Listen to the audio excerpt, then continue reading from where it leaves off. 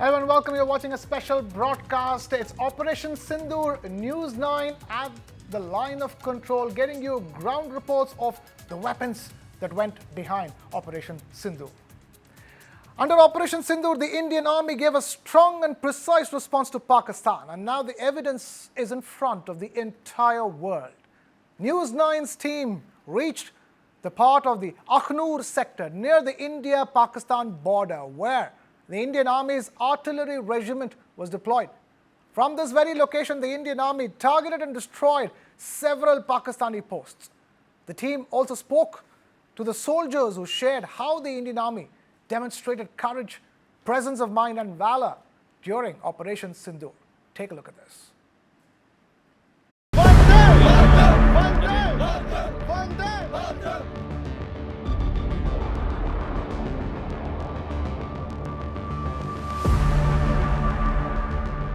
पहलगाम में हुए आतंकी हमले के बाद पूरा देश गुस्से में था।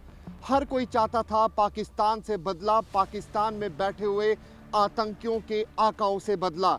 और भारतीय सेना, भारतीय वायुसेना और पूरी तरीके से भारतीय नौसेना की तरफ से ये बदला जो है वो लिया गया। इस ऑपरेशन का नाम रखा गया ऑपरेशन सिंदूर।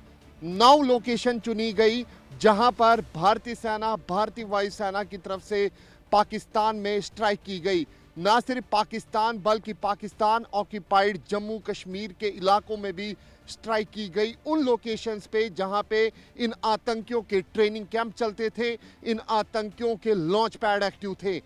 सबसे खास बात ये कि बहावलपुर जैसे इलाके में भी भारतीय सेना ने स्ट्राइक किया। वहीं मैं आपको बता दूं कि इस वक्त मैं मौजूद हूं LOC के इलाके में। पाकिस्तान की तरफ से लगातार सीज फायर का उल्लंघन किया गया। ऑपरेशन सिंदूर के बाद हमारे सिविलियन इलाकों को भी टारगेट किया गया, लेकिन पाकिस्तान को जो धूल चटाई वो भारतीय सेना, भारतीय वायुसेना की तरफ से चटाई गई। मैं इस वक्त मौजूद हूं LOC के इलाके में। सुरक्षा कारणों की वजह से मैं आपको लोकेशन नहीं बताऊंगा, लेकिन ये वो गन है, ये वो हथियार है जो भारतीय सेना के पास मौजूद है। और इसी हथियार से लगातार पाकिस्तान के उन इलाकों को टारगेट किया गया, उन पाकिस्तानी आर्मी के पोस्टों को टारगेट किया गया जहां से हमारे सिविलियन इलाकों में लगातार पाकिस्तान सीज फायर का वायलेशन कर रहा था। ये देखिए, ये आर्टिलरी गन है और यहाँ पर आप देख सकते हैं पायलट, को पायलट, उसके साथ जो जवान हैं वो यहाँ पर पोजीशन लेते हैं और उसके बाद किस तरीके से इस आर्टिलरी गन को चलाया जाता है वो हम आपको दिखाने की कोशिश करेंगे। यहाँ अगर इस आर्टिलरी गनों की बात की जाए तो इनकी तकरीबन जो रेंज है अप्रॉक्सीमेटली 30 से 40 किलोमीटर तक की होती है। और हमारे साथ सेना के ऑफिसर भी मौजूद हैं, उनसे बात करने की कोशिश करेंगे। लेकिन अब भारतीय सेना की क्षमता और उन हथियारों को देख रहे हैं जिससे पाकिस्तान को धूल चटाई गई।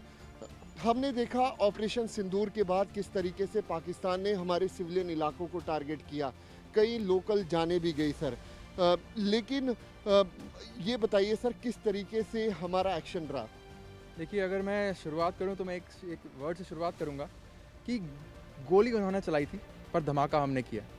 Operation Sindoor was not just a reaction, it was a calculated and mission oriented strike. हमारा टारगेट बिल्कुल क्लियर था कि हमें टेररिस्ट के लॉन्च पैड्स और उन पोस्ट को बर्बाद करना है जो इन्फिल्ट्रेशन में हेल्प कर रहे हैं, और वो प्रिसाइज डिस्ट्रक्शन होना चाहिए। इसके लिए हमारी तैयारी पक्की थी। हम मेंटली, टैक्टिकली और लॉजिस्टिकली पूरी तरह से तैयार थे। हमारे गन क्रू ने अपनी पोजीशन, गन डाटा और एग्जीक्यूशन की इतनी रिहर्सल कर ली थी कि हमारा हर टारगेट, हमारा हर गोला टारगेट पे एक्यूरेट गिरा है। इसके लिए हमारे पास थे हमारे भारतीय बनाए हुए कुछ मॉडर्न रडार्स और कुछ new generation target acquisition equipments, पर सबसे ज़रूरी चीज़ जो थी वो था हमारे जवानों का विश्वास, उनका जज्बा।